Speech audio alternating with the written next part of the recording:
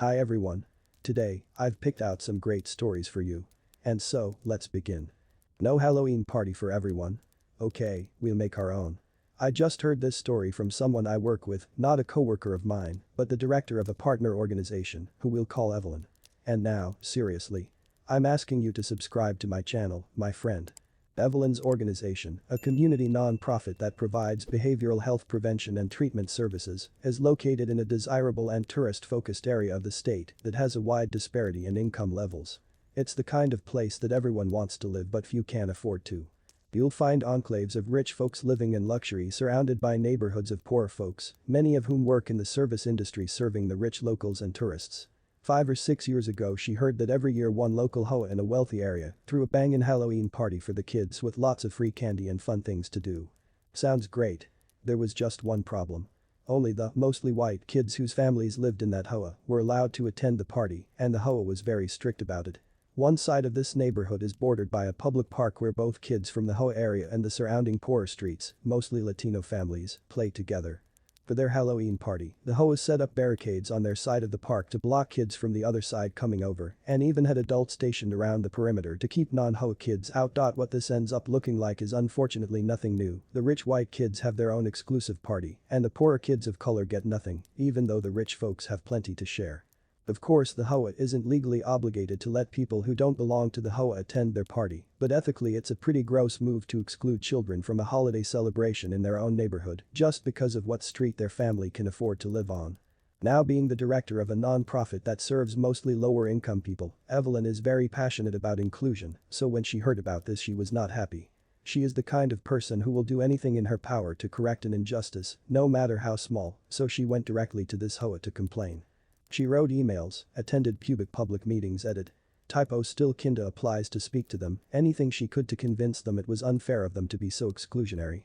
But unfortunately the hoa wouldn't change their minds. They just kept reiterating that these other families don't pay hoa dues, so we're not letting them into a party that is paid for by those dues. So Evelyn thought, fine, if these nimmy fuckers are gonna keep gatekeeping, then I'll have to step up to fill in the gap. So her non-profit started holding their own annual Halloween party, an even bigger, better one, where everyone is welcome, plus they give out the best candy. At first, mostly the poor kids who were excluded from the hoa party attended. But soon word got back to the other kids about how awesome this Halloween party was, and they started wanting to go too. Now years later, even the hoa kids would rather go to this party than the hoa one, and after attending both parties they tell their parents, the neighborhood one was kind of lame. I like the organization one better. Their annual Halloween party has gotten so popular locally that starting this year they'll be throwing a December holiday party too. And, as always, everyone is welcome. I may not have been clear in the way I described the park situation. The hoa did not block off access to the park, just the street on the side of the park that was in the hoa area. All the kids could still go to the park, the hoa just put up a barrier between the park and their street. Too. The number of comments accusing me of race baiting for acknowledging that in the US non-white people generally experience poverty at higher rates than white people is sad, but unfortunately not entirely unexpected. The harsh reality of the racist legacy and present of this country is hard to understand for some people. If you'd like to learn more about why it's so common for people of color to be clustered in less desirable wealthy areas, such as in this story, I suggest reading about redlining. Years ago my very mixed, white, Cuban, Chinese, Mexican, black family had a birthday party in the park that included a pinata. After the first or second kid took their turn, I noticed 3 black kids watching from the neighboring picnic spot that was occupied by their family. I yelled at their parents, hey, is it okay if? But my wife was already walking over with empty bags for them for the mad dash. ETW, we're not rich, but we can always include a few more. Really nice of you both to share like that. I don't think I would because it might give the wrong impression, like you are assuming that family can't afford to do their own, even though I assume you just wanted the kids to join the fun because kids having fun trumps all economic statuses. Some people just take offense at anything, so I would be too afraid to offer, so good on you both for having a better backbone than me. Kids on the outside of a birthday party watching a pinata is akin to a drooling dog. Nothing to do with who could afford what. They had a nicer car than I did. Just including kids in fun. I already can't stand hoas because of their petulant need to control every little thing. But to blatantly, openly, willfully and knowingly exclude children from a neighborhood party because their parents can't afford to overpay on their property is absolutely abhorrent. Good on Evelyn for fighting intolerance and discrimination with open-mindedness and acceptance. My neighborhood HOA has a bunch of events that are held at our community center. And we have an Easter egg hunt, cookies with Santa, a fall festival, and a 4th of July parade with activities all day, free food and huge fireworks display. Unlike these assholes, our events are open to anyone who wants to join in the fun. Why? Because we're a community FFS. No one cares if a kid's parents live there or not, we want all of the kids to have fun making happy memories. You're in one of the very few good HOAs. I'm glad you're looking out for all the kids in the neighborhoods, not just a select few. I can understand the HOA, they probably have a set amount of funds to cover their party and, while there is always wiggle room, cannot support an unknown number of attendees. Sort of like a wedding which seats 100 and can probably add 2 more but not 20. I don't know if it is legal for them to fence off part of a public park. The other party is funded by a non-profit and, maybe, they get donations of candy. Glad it worked out for the non-profit. Agreed. No love lost for a lot of HOAs, but it's reasonable to assume that while this HOA serves wealthy people, it doesn't mean the organization itself has the funds to host a party for more than its street. The fact that a non-profit was able to financially support a larger, nicer event suggests that this is the case. Short your tab and I'll call your boss. Today my GM got the pettiest revenge on some rude-ass bar guests, and it was so satisfying. A group of guys sit at the bar and ordered some burgers. One guy neglects to tell the other bartender that he wanted to add bacon and pulled pork on his sandwich.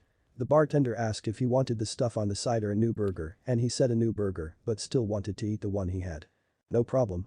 He explained he would have to pay for both burgers and said it was fine. When it comes time to pay, the bartender cashed out his tab with a card on file, with his permission, and when he got the bill he was mad he was charged for 2 burgers. The other bartender explained that he had to pay for both because that's what he asked for and that his other burger was being boxed in the window. He made a scene about it, saying he didn't want the new burger now and wanted a refund. Our bar manager deleted the payment and gave him his new check with the one burger that he ate on it. He paid in cash for the new check but left like $5 short of his total. Unlucky for them, our GM saw the entire thing go down. The guy who didn't pay his tab all the way walked out before the other 2 guys that were sitting. They also happened to be wearing their work shirts for a lawn care sodding business with a phone number on it. The other bartender said he didn't mind paying the $5, but my manager said fuck that and called the dude's boss. Told him that he behaved very rudely and shorted his tab, to which that guy's boss replied that motherfucker. Within 5 minutes the guy came back in with the $5 he shorted. Long story short, if you're gonna short your tab, don't do it in your uniform with your boss's phone number on the back.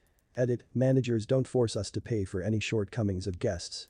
He just wanted the ordeal to be over with after the interaction and obviously didn't pay for the remainder. That motherfu. Obviously, the person in question is a lovable example of humanity outside the bar, too. To which that guy's boss replied that motherfu. Within 5 minutes the guy came back in with the $5 he shorted. How'd the boss know who was the employee? Probably description prior behavior. Small company, only one of the 3 employees is a MF. The other name he uses for his employee is dad. Probably the most likely, sadly. Goes the same for driving like an idiot in the company van. Well, there have been plenty of times I considered it. I've only ever called once. Had some douch in a company van riding up my ass in the right lane during evening rush hour. For 2 exits he was inches from my rear bumper.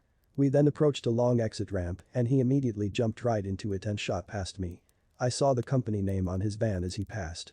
I said to myself, if he exits here I'm gonna let it go, but as I suspected, he rode that exit lane as far as he could before cutting off a car while forcing his way back onto the highway. I called the company to report his driving. You could tell by their reaction that they knew exactly who I was referring to, and it wasn't a surprise. They sounded livid, and I think that guy probably had a bad time when he returned to the shop. I've called multiple times. You wanna be a prick and try to run me off the road while your boss's phone number is on the bumper? Sorry, but I can't fix stupid, you'll have to learn this one the hard way. My favorite was when I told the boss if I see him doing this shit again I'm calling the cops, to which the boss said please do and make sure to report the van stolen. Once he gets back here he isn't working for me anymore, yeah, but tell the cops that the owner told you to tell them the van was stolen.